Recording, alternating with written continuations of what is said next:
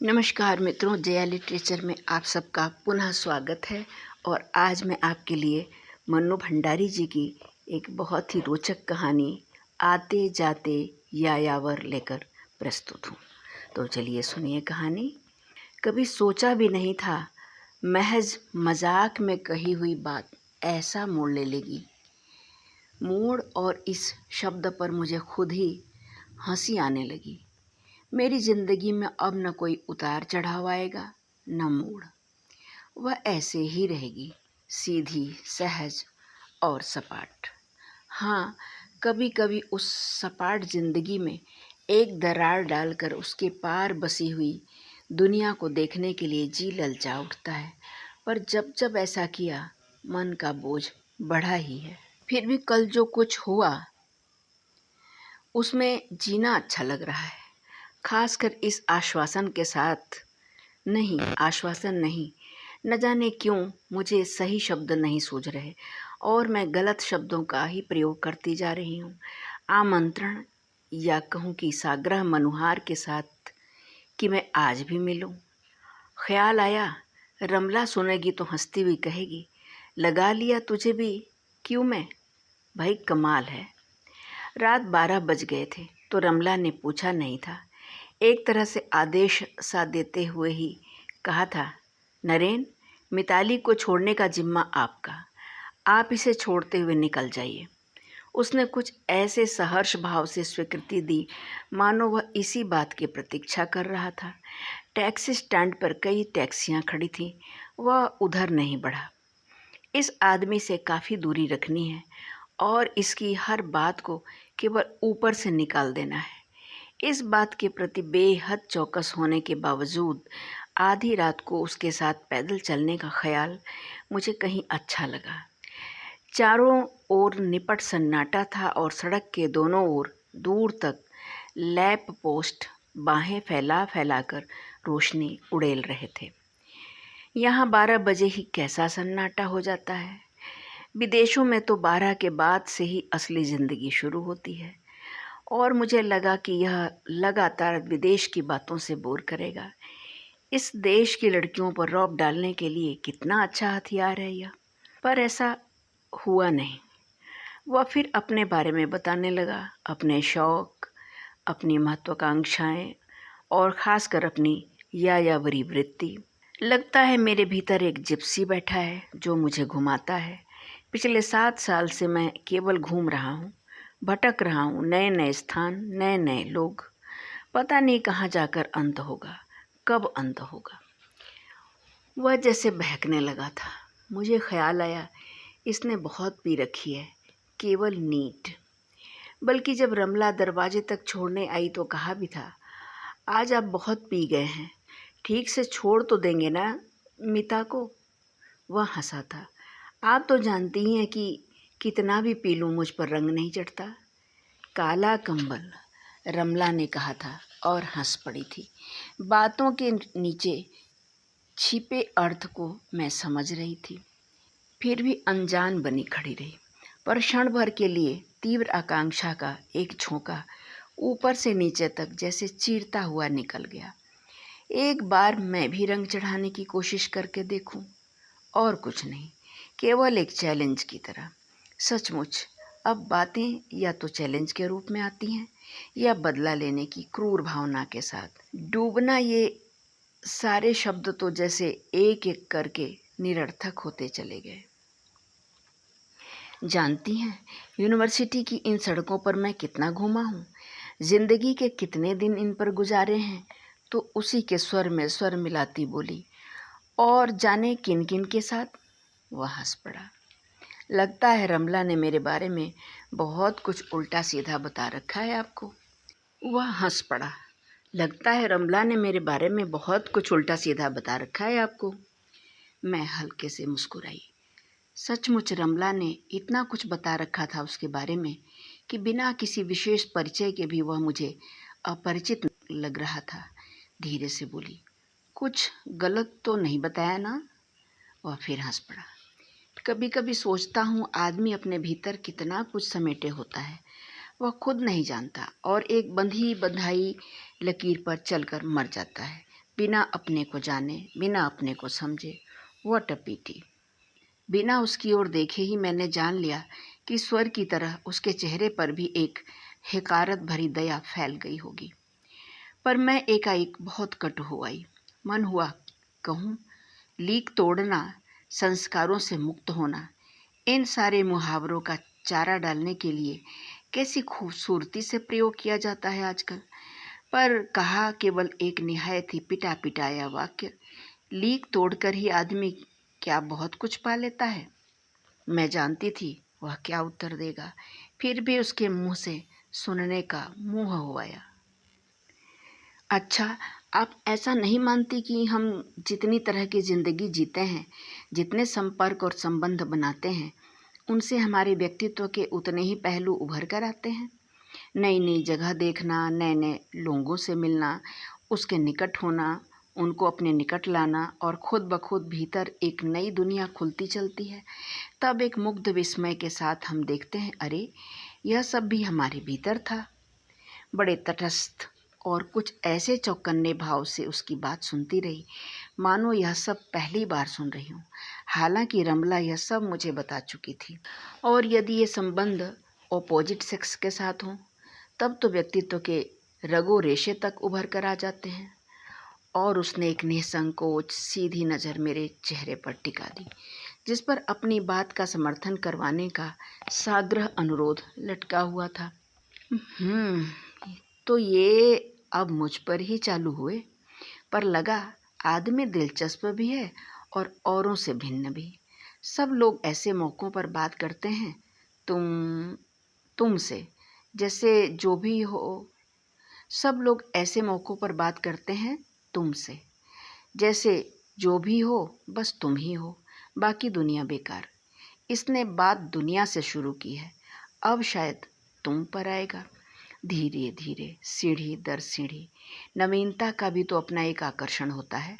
सचमुच आदमी तेज है और किसी को भी फंसाने के सारे हथकंडे से लैस। फिर भी बात करने का नाटकीय अंदाज मन को भाया। रह रहकर कंधों का उचकना, हथेलियों का हवा में फैलना सिकुड़ना और पल पल चेहरे की बदलती मुद्राएं। अमेरिकी लटका एकाएक मन में उभरा। ये अदाएं ही तो संपर्क संबंध बनाने का सबसे सशक्त साधन होती होंगी। भीतर ही भीतर कहीं हंसी उमड़ने लगी। रमला ने इस नाटकीय अंदाज की हूबहू नकल करते हुए ये ही सब बातें बताई थीं और फिर हंसते हुए कहा था, बोलो, मिला दूं तुम्हें नरेन से। तुम भी उसके व्यक्तित्व का एक पहलू उजागर कर दो या अपना करवा लो। भीतर ही भीतर मन में कुछ कुलबुलाने लगा। मैंने बड़ी ही तौलती सी नज़र से एक बार उसे देखा। सारी बात रमला को सुनाने के लिए महज एक मजाक बनकर रह जाती यदि फाटक पर विदा लेते समय वह यह नहीं कहता, कल शाम को आप क्या कर रही हैं, खाली हों तो मिलें। एक क्षण को हाँ ना बिना किए मैं असमंजस में खड़ी रही। तभी सुना वह हंसते हुए कह रहा था, आप बहुत गालियाँ दे रही होंगी मुझे, आज आपको भी थोड़ी सी पिला देने का पाप कहिए या पुण्य मुझसे हो ही गया। हमेशा याद रखिएगा कि आपके कुछ दायरों में से एक दायरा मैंने भी तोड़ा। अंतिम बात ने एकाएक जैसे मुझे कहीं बहुत भीतर गहरे में धकेल दिया। मैं सुन्न हो गई। ख्याल ही नहीं रहा कि उसे कुछ जवाब देना है, पर वह खुद ही बोला, कल फ़ोन करके मैं खुद तय कर लूँगा, और हाथ हिलाकर मुड़ गया। मैं जहाँ की तहाँ खड़ी रह गई। मन की जाने कौन सी अदृश्य परतों के नीचे दबा एक वाक्य पूरे दृश्य के साथ उभर आया। अपने शरीर से अलग करते हुए उसने कहा था, आज तुम्हें एक अंधेरे कुएं से निकालकर खुली फैली दुनिया में ले आया हूँ। अब जानोगी कि जीना क्या होता है। तब वह पुलकित होने के साथ साथ भीतर तक कृतज्ञ भी हो आई थी। और अब बहुत दिनों बाद उसी ने फिर कहा था, खींच कर लाना मेरा काम था, अब इस खुली दुनिया में चलना और अपना रास्ता तलाश करना तुम्हारा काम है। क्योंकि अपने साथ चलने के लिए उसने एक लिपि पोती बड़ी सी बिंदी लगाने वाली गुड़िया जैसी लड़की चुन ली थी। एक बार परिचय भी करवाया था। ये है मिताली ठाकुर, हमारे साथ पढ़ती थी, बहुत ही होशियार और गजब की बोल्ड। बोल्ड शब्द कहते समय हल्की सी भर्त्सना का पुट आ मिला था उसके स्वर में। पत्नी के सामने शायद मित्र कहने का तो वह साहस तक नहीं जुटा पाया था। तब एक बार बड़ी जोर से इच्छा हुई थी कि यदि वह मुझे अंधेरे कुएं से खींच कर लाया था तो भी इसकी शराफत का यह खोल खींच कर उतार दूं, जिसे यह बड़ी मासूमियत के साथ अपनी पत्नी के सामने ओढ़े बैठा है। पर मैं कुछ न कह पाई थी, बस भीतर ही भीतर उफनते जहर को चुपचाप पीती रही थी और आंखों से उमड़ते आंसुओं को जबरन पीछे ठेलती रही थी। तब मुझे मालूम हुआ था कि संस्कार तोड़ने के बहाने कितनी खूबसूरती से वह मुझे ही तोड़ गया है। अब एक ये आए हैं दायरे तोड़ने, ठीक है कल ये भी आए। अब मैं भी पहले की तरह मूर्ख नहीं रह गई और भीतर ही भीतर एक बड़ी सी क्रूर सी इच्छा कुलबुलाने लगी। अब तक की सारी मिठास एक कड़वाहट में बदल गई। लेटी तो नींद नहीं आ रही थी, बल्कि अब अलग अलग याद नहीं रहते। शायद सभी कहते हैं मिता बहुत रिजर्व्ड है, मिता इनिशिएटिव नहीं लेती, मिता अपने को कहीं भी प्रोजेक्ट नहीं करती। तो भीतर ही भीतर सबको धोखा देने का, छलने का एक क्रूर संतोष मन में जागता है। तुम कभी जान ही नहीं सकते कि मिता भीतर से क्या है। मिता ने तो सब कुछ किया है, आज भी कर सकती है, पर बर्दाश्त होगा तुमसे? तब तुम ही सबसे पहले थू थू करते हुए हिकारत भरे प्रहार करोगे और अपने अपने दड़बों में लौट जाओगे। नहीं, मैंने तो बहुत पहले ही तय कर लिया था कि अब मैं कुछ नहीं करूँगी, अपने को वापस दायरे में समेट लूँगी। इस निर्णय के साथ ही मैंने वह शहर ही नहीं छोड़ा था, अपना अतीत भी छोड़ दिया था। एक बार बाहर आकर भीतर की ओर लौटने की यातना भीतर से बाहर की ओर आने की यातना से कितनी ज़्यादा है, यह भी मैंने तभी जाना था। बाहर आने की कितनी उमंग, कितना उत्साह था और भीतर लौटने में कितनी निराशा, कितनी टूटन। फिर भी एक अदृश्य संकल्प मेरे मन में धीरे धीरे आकार लेने लगा। ठीक समय पर वह आ गया। कमरा वैसा ही पड़ा है। एक बार भी मैंने उसे सजाने संवारने का प्रयत्न नहीं किया। मैं अपनी हर बात से उसे यह दिखा देना चाहती हूँ कि मैं उसे जरा भी महत्व नहीं दे रही हूँ, न उसके इस प्रकार चले आने को कुछ विशेष समझ रही हूँ। मैंने मन ही मन तय कर लिया कि मैं निहायत ही देशी ढंग से व्यवहार करूँगी और अंग्रेजी का एक शब्द भी नहीं बोलूँगी। अपनी विदेशियत के रौब को यूं धूल में लौटते हुए देख उसे कैसी तिलमिलाहट होगी। यही तो इनकी सबसे बड़ी तुरुप होती है। उस काल्पनिक तिलमिलाहट से मुझे भीतर ही भीतर एक संतोष मिलने लगा। और अब जब सारी स्थिति बर्दाश्त के बाहर हो गई तो हम लोगों ने उस संबंध को नकार कर नए सिरे से अपने अपने व्यक्तित्व को स्वीकार किया। बताइए ज़रा, आदमी सिवाय एक औरत के पति के और कुछ रह ही नहीं जाए, यह भी कोई ज़िंदगी हुई भला? वह अपनी अमेरिकी पत्नी से अलग होने की बात बता रहा था, पर किसी बहुत ही आत्मीय या नाजुक के टूटने की हल्की से हल्की व्यथा भी उसके चेहरे पर नहीं थी। तोड़ना क्या इतना आसान भी हो सकता है? अतीत के संबंध से क्या सचमुच आदमी इस तरह मुक्त हो सकता है? पर जो जुड़ता ही नहीं, उसके लिए टूटने की अहमियत ही क्या होती है भला? फिर भी अतीत की किसी भी छाया या व्यथा से इसका यूं मुक्त होना मुझे अच्छा लग रहा है। खाली स्लेट पर ही तो रंग अच्छा चढ़ता है।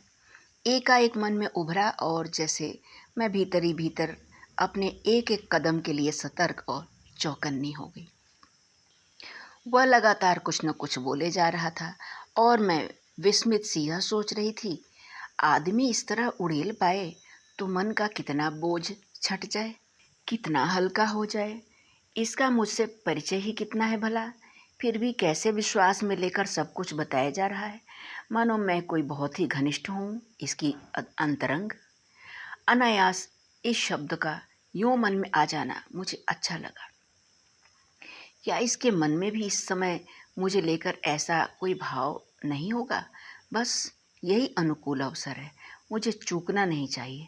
स्वर को बहुत ही मुलायम बनाकर मैंने पूछा, अच्छा एक बात बताइए, लगातार यूं घूम घूम कर भटक भटक कर आप थक नहीं जाते? उसने एक भेदती सी नज़र से मुझे देखा, जैसे इस प्रश्न के पीछे का मकसद जानना चाहता हो। मैं भीतर तक सिहर उठी, मानो चोरी करती हुई पकड़ी गई हूँ। पर नहीं, उसका ध्यान शायद उधर था ही नहीं। वह बड़े ही सहज स्वर में बोला, सचमुच कभी कभी थक जाता हूँ। लगता है जैसे अपने से ही हार रहा हूँ। यहाँ से वहाँ, वहाँ से कहीं और, निरुद्देश्य और निरर्थक। और तब मन करता है कि इस भटकन को समाप्त कर दूं, किसी एक के साथ एक जगह बैठकर जिंदगी जीऊं, सुरक्षित और बंधी हुई। और उसने बड़े हारे था के भाव से सिर कुर्सी की पीठ पर टिका दिया, मानो सचमुच वह घूम घूम कर, भटक भटक कर एकदम निढाल हो गया हो। छत की ओर एकदम देखते हुए होठों को गोल बनाकर वह धीरे धीरे धुएं के छल्ले उड़ाने लगा। रेशमी धुएं के वृत्त बड़े हो होकर उसके ही चारों ओर फैलते लिपटते चले गए। धुएं के उस झीने से आवरण के पीछे उसका चेहरा मुझे बड़ा कातर और दयनीय सा लगने लगा। कुछ इतना ज़्यादा कि मुझे तरस सा आने लगा। कहीं ये अनेक अनेक संबंध बनने बिगड़ने के किस्से मनगढ़ंत तो नहीं। आजकल इन सब का बखान करना भी तो आधुनिक फैशन में से एक है। किसी भी लड़की के लिए अनेक प्रेम प्रसंगों में लिप्त आदमी आज तक ज़्यादा आकर्षण का कारण होता है। एक जीता जागता और ललकारता हुआ है चैलेंज। पर 6 महीने भी एक जगह बैठ लूं तो दम घुटने लगता है। भीतर का जिप्सी कोड़े मार मार कर मुझे ढकेलने लगता है। और फिर यात्रा शुरू। कभी आप आगे के बारे में सोचते हैं, जैसे 10 साल बाद की बात, जब न इस तरह का घूमना संभव होगा और न कोई दो बात करने पूछने वाला रह जाएगा। शायद तब किसी के पास इतना समय भी नहीं होगा कि 1 मिनट आपके लिए थम ही जाए। मैं उसे आतंकित कर देना चाहती हूँ। वह जान ले कि ऐसे जिंदगी का एक पहलू यह भी है। कभी कभी ख्याल जरूर आता है, पर आगे के बारे में मैं ज़्यादा सोच नहीं पाता। क्यों? क्या बूढ़े हो गए हो? आगे से मुंह मोड़कर पीछे देखना तो बूढ़ों का काम है। वह खिलखिलाकर हंसने लगा। मुझे हर बार ऐसा लगता है मानो मेरी सारी सतर्कता के बावजूद वह मेरे भीतर उठने बैठने वाले हर भाव को पढ़ रहा है। मुझे अजीब सी बेचैनी होने लगी। नहीं, मैं पीछे भी नहीं देखता, केवल सामने देखता हूँ। और शायद वह यूथ की निशानी है। वार खाली जाने की झल्लाहट जरूर मेरे मुंह पर आ गई होगी। मैं चाहूँ तो यह भी भटकन समाप्त नहीं होगी। आखिर उसने शाप भी तो बड़े सच्चे मन से दिया था। मेरी आंखों में प्रश्नवाचक भाव तैराया तो फिर एक और प्रेम प्रसंग खुल पड़ा। यूनिवर्सिटी की सड़कें, हॉस्टल के बंधन, यह सारा माहौल उस प्रसंग के साथ भी जुड़े हुए थे। अमेरिकी पत्नी की अपेक्षा इस प्रसंग में प्रेम की ऊष्मा भी ज़्यादा थी और टूटने की व्यथा भी। एकाएक मुझे लगा यह मुझसे मिलने नहीं आया है, मेरे माध्यम से अपने अतीत के उस टुकड़े को दोहराने आया है। मेरा अहम बुरी तरह तिल मिला गया। मुझसे कोई भी मिले यह मुझे मंजूर है, पर यूँ मात्र माध्यम की तरह। उसका रोकना, उसका शाप, आज भी सब कुछ याद है। भावुकता की ये बातें करते समय उसकी सारी चुस्ती, सारी स्मार्टनेस जैसे गल गई और बड़ा साधारण सा लगने लगा। अब वह कहाँ है? मैंने कुछ रुखाई से पूछा। उसने शादी कर ली, खूब प्रसन्न है। मुझे बुलाकर अपना सुख, अपना वैभव और अपनी प्रसन्नता दिखा भी दी। और आपकी पत्नी? संबंध टूटने के साल भर बाद तक तो उसे संपर्क रहा था। उन दिनों वह अपने किसी अफेयर में व्यस्त थी। हो सकता है अब तक उसने शादी भी कर ली हो या किसी नए अफेयर में व्यस्त हो गई हो। मेरी तिलमिलाहट एक क्रूर आनंद में बदल गई। लगा जैसे मेरे भी सारे बदले इन औरतों ने चुका दिए। तो सब ओर से हारे पीटे ये यहाँ आए हैं मेरे दायरे तोड़ने, और मेरा मन इसके भीतर का सब कुछ जान लेने को अकुलाने लगा। यह सिर्फ एक नाटक है या इसके पीछे एक हारे हुए मन की कहीं टिक बैठने की आकांक्षा? पर कहीं से भी तो यह हारा पीटा नहीं लगता। क्या टूटे संबंध इसे कहीं से भी नहीं तोड़ते? क्या मन की टूटन से यूं असंपृक्त रहा जा सकता है? इस बार जाऊंगा तो जरूर मिलूंगा उससे। अब मिलना शायद अच्छा ही लगेगा। आप वापस कब आएंगे? स्वर में आई उत्सुकता को भरसक दबाते हुए मैंने कुछ ऐसी लापरवाही से पूछा मानो इसके उत्तर से मेरा कोई संबंध ही न हो। परसों यहाँ से कलकत्ते जाऊँगा और फिर वहाँ से 15 को मास्को के लिए उड़ना है। कुछ नहीं, एक क्षण को मैं जैसे हवा में लटक गई। लगा थोड़ी देर पहले जो दयनीयता और कातरता उसके चेहरे पर उभर आई थी वह मेरे चेहरे पर पुत गई है और वह बैठा वैसे ही हंस रहा है, सहज, मुक्त और निर्द्वंद। लगा मैं फिर चली गई हूँ अपनी सारी सावधानी के बावजूद। एकाएक मन सुलगने लगा। तब ये यहाँ करने क्या आया है? किससे सुना सुना कर मन हल्का करने के लिए मैं ही मिली थी इसे? घनिष्ठता क्या? बिना परिचय के भी जो किसी को अपना सब कुछ बता सकता है उसके लिए तो माध्यम कोई भी हो सकता था। फिर वह चहकने लगा था। नई नई जगह, नए नए अनुभवों को पाने का कौतूहल भरा उत्साह उसके चेहरे पर थिरक रहा था। पर उसके बाद उसकी बातें, उसकी उपस्थिति, बात करने का उसका नाटकीय अंदाज, सब कुछ मेरे लिए निरर्थक हो उठा, स्वादहीन और बेमतलब। बल्कि उसका होना भर मुझे भारी लगने लगा। मन हुआ उठकर बुरी तरह झिड़क दूं, पर किस बात पर? आखिर उसने किया क्या है, यही समझ नहीं आ रहा था। तुम हर संबंध में भविष्य की संभावना खोजती हो, इसीलिए वर्तमान को भी नहीं भोग पाती। एक बार मृणाल दी के पति ने कहा था तो लड़ने लड़ने को मन हो आया था।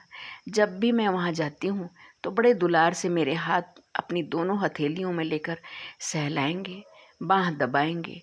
जरा सा इशारा करूँ तो मृणाल दी से छिपकर कॉफ़ी पिलाने भी ले जाएंगे। कई बार ऐसा संकेत कर चुके हैं। कुछ और ढील दूँ तो और भी आगे बढ़ सकते हैं, पर उसी सीमा तक जहाँ किसी चीज़ का रिस्क न लेना पड़े।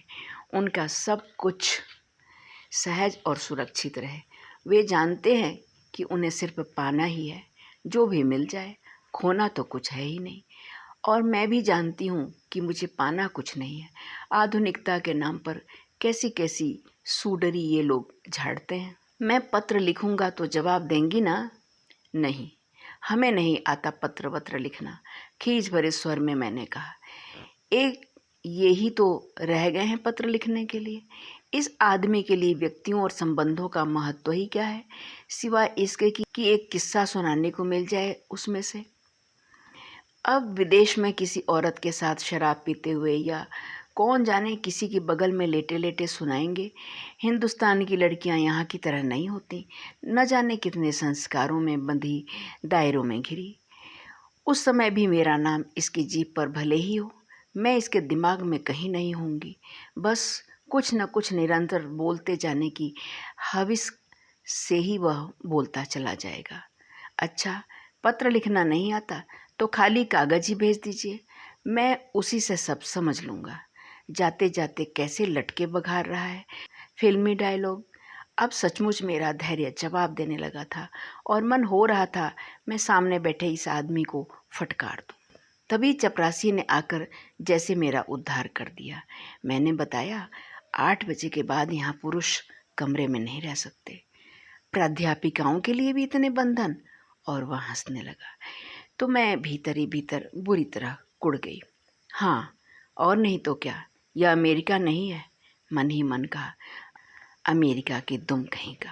मैं एक क्षण को भी यह नहीं बताना चाहती थी कि परसों ही उसके जाने की बात सुनकर मैं विचलित हो गई हूँ, या कि उसे लेकर बड़े सहज कदमों से मैं उसके साथ नीचे फाटक तक गई। यहाँ कोई खाली टैक्सी नहीं मिलेगी। मेरा इतना कह देने के बावजूद वह टैक्सी के प्रतीक्षा का बहाना लेकर खड़ा बातें करने लगा। मान लीजिए कभी एक दिन आपके दरवाजे पर खटखट हो, आप खोलें और देखें कि मैं खड़ा हूँ, तो कैसा लगेगा? खाक धूल लगेगा। क्यों अब भी नाटक किए जा रहे हो? क्या मतलब है इन सब बातों का? कहने को मैं भी कह दूँ दरवाज़ा खुले और आप देखें कि कोई और चेहरा झांक कर बता रहा है कि मिताली तो शादी करके चली गई, तो आपको कैसा लगेगा? फिर ख्याल आया, इसे लगना ही क्या है, उसी के साथ बैठ जाएगा और मेरा किस्सा ऐसी आत्मीयता के साथ बताएगा जैसे वह कोई इसकी अंतरंग हो। पर मैंने कुछ भी नहीं कहा, बस गुमसुम खड़ी रही। लगता है टैक्सी तो यहाँ मिलेगी नहीं, मुझे मेन रोड तक जाना होगा। उसने कंधे उचकाए, फिर बड़ी अदा से हाथ जोड़कर होठों पर ढेर सारी मुस्कान और चेहरे पर आत्मीयता पोत कर कहा, इस आते जाते यायावर का नमस्कार। मैं चाह कर भी मुस्कुरा न पाई, बस यंत्रवत हाथ जोड़ दिए। वह मुड़ गया। जैसे सहज और सधे कदमों से वह चल रहा था, उससे लगा इन 2 दिनों का सब कुछ झाड़ पोंछ कर वह इस फाटक पर ही छोड़ गया है और बेहद हल्का होकर जा रहा है, हल्का और निर्द्वंद। सच पूछें तो इन 2 दिनों में आखिर हुआ ही क्या है? पर मैं हूँ कि इस ना कुछ हुए को भी अब तक जाने कितने दिनों तक गुनती बुनती रहूँगी। फिर एकाएक रमला पर खींच आने लगी, पता नहीं किस किससे मिला देती है। उसके घर कोई भी आए मुझे ज़रूर बुलाएगी, बड़ी गार्जियन बनी फिरती है। निरंतर दूर होती हुई उसकी आकृति धुंधली हुई, थरथराई और फिर लुढ़क गई। अभी आप सुन रहे थे मनु भंडारी जी की कहानी आते जाते यायावर। कहानी कैसी लगी ज़रूर बताइएगा, और मेरा वाचन स्वर आपको कैसा लगता है यह भी बताइएगा। कोई कमी हो तो निसंकोच भाव से ज़रूर एक लाइन लिखिएगा, मैं उसका जो है अमल करूँगी। आपका दिन शुभ हो। बहुत ढेर सारा धन्यवाद पूरा वीडियो देखने के लिए।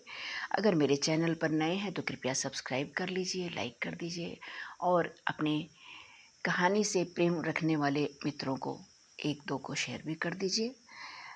आपके लिए ढेर सारी शुभकामनाएं। आपका जीवन सुखी और संपन्न हो। बहुत बहुत धन्यवाद आपका। नमस्कार।